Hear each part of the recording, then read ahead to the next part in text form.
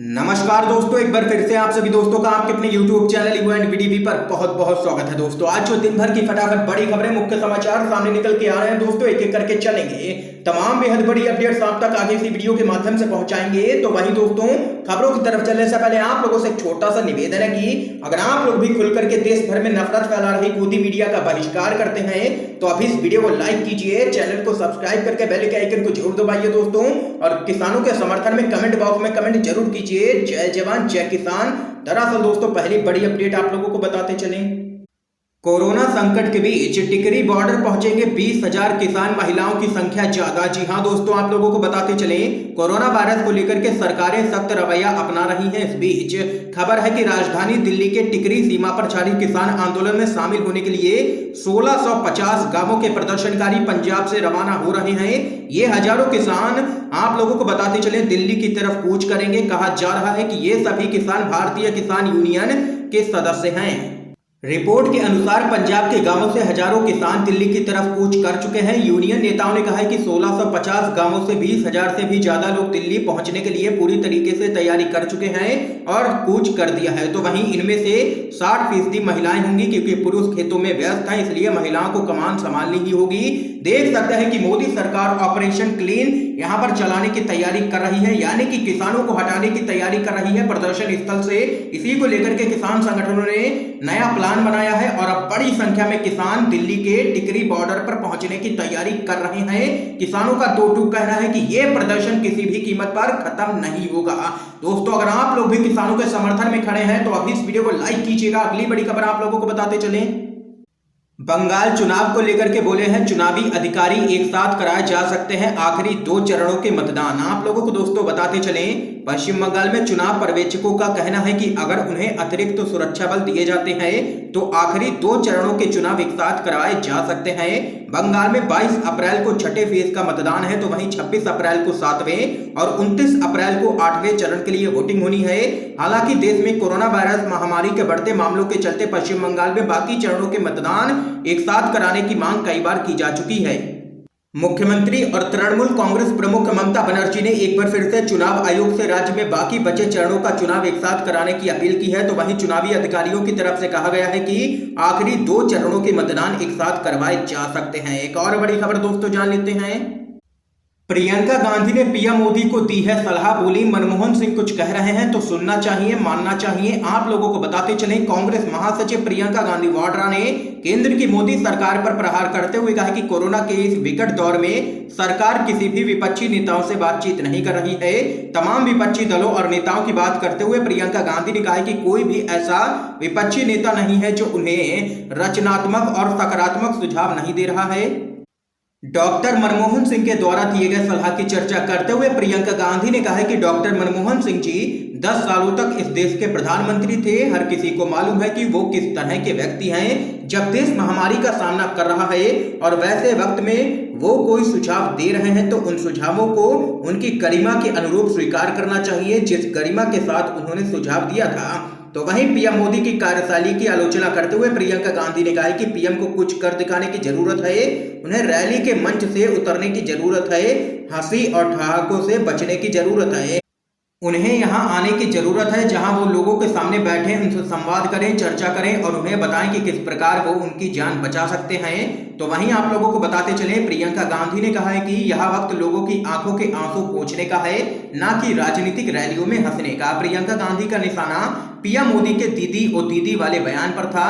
जब पूरा देश रो रहा है, मदद की गुहार लगा रहा है, ऑक्सीजन मांग रहा है, बेड मांग रहा है, दवाइयां मांग रहा है, तो पीएम मोदी रैलियों में चिल्ला रहे हैं, रैलियों में व्यस्त हैं। ये यहाँ पर जबरदस्त तरीके से प्रियंका गांधी बरसी हैं केंद्र सरकार पर और कहा है कि मनमोहन सिंह जी सुझाव देते हैं तो मोदी सरकार उन सुझावों को मानने से इनकार कर देती है। दोस्तों आप लोगों की क्या कुछ राय है जरूर बता सकते हैं कमेंट बॉक्स में इस खबर पे। अगली बड़ी खबर की तरफ चलते हैं दोस्तों।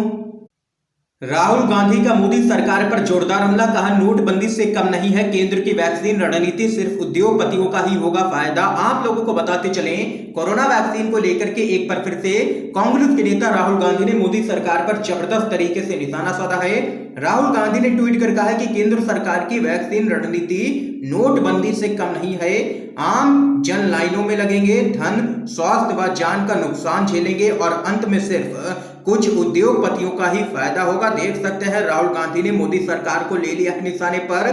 अगली बड़ी खबर आप लोगों को बताते चलें, विपक्ष ने पेश किया है पीएम मोदी के संबोधन का पूरा ही सार। जागरूकता बच्चे करें, मजदूरों को राज्य देखें, ऑक्सीजन वैक्सीन का पता नहीं, मोदी जी सिर्फ भाषण देंगे। आप लोगों को बताते चलें, प्रधानमंत्री मोदी ने देश को संबोधित करते हुए ये तो माना कि कोरोना की दूसरी लहर तूफान बनकर के आई है, लेकिन इससे निपटने का जिम्मा समाज के अलग अलग वर्गों और राज्य सरकारों के जिम्मे कर दिया है।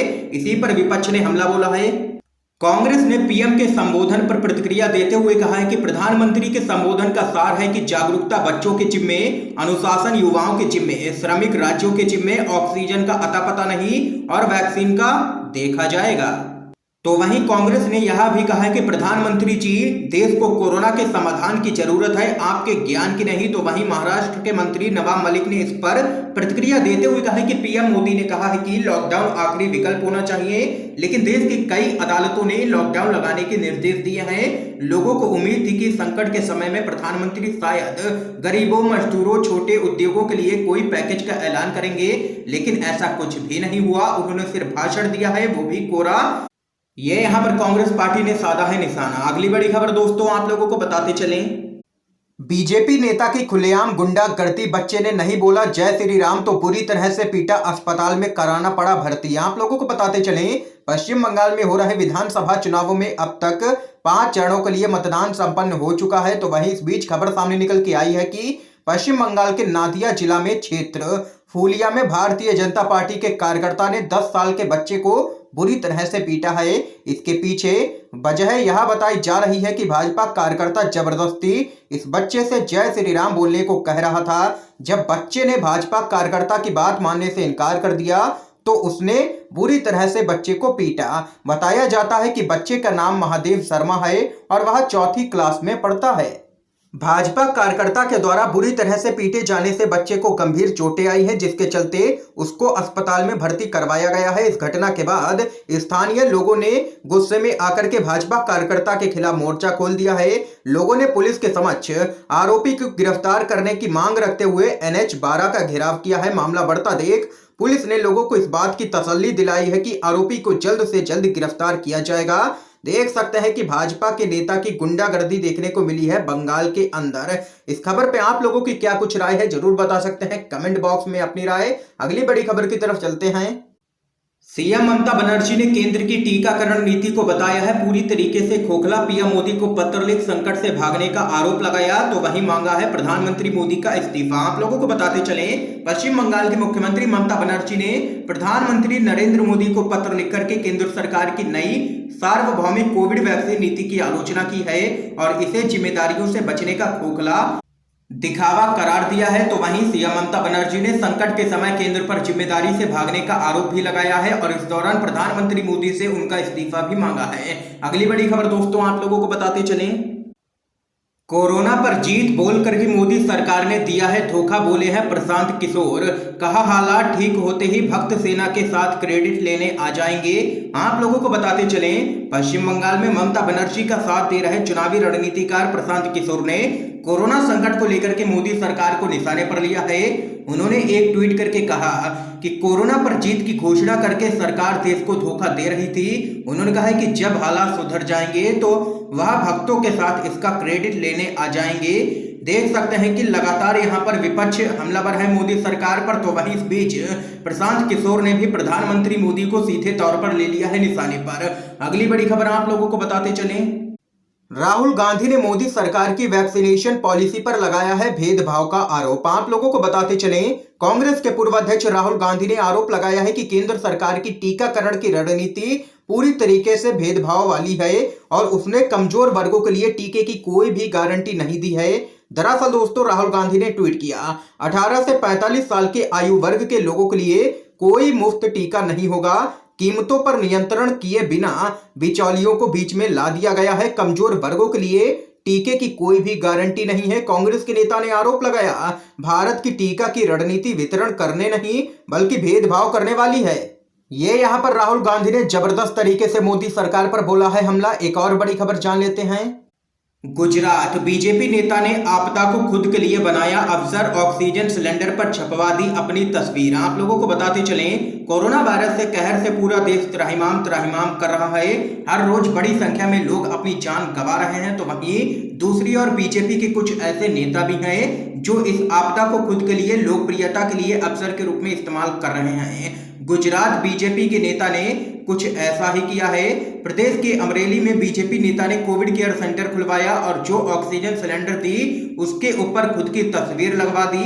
ऑक्सीजन सिलेंडर कोरोना मरीजों के लिए लाइफलाइन की तरह है, तो वहीं बीजेपी नेता इस पर अपनी तस्वीर छपवाकर प्रसिद्धि हासिल करने की कोशिश में लगातार जुटे हुए हैं। और यहां पर बीजेपी नेता ने आपदा को खुद के लिए बनाया अवसर। आज की तमाम बेहद बड़ी खबरें दोस्तों सामने निकल के आई हैं, जो हमने आप लोगों तक पहुंचाई हैं यूएनवीटीवी के माध्यम से। अगर आप लोगों को ये वीडियो पसंद आए हो तो लाइक करना बिल्कुल भी मत भूलिएगा।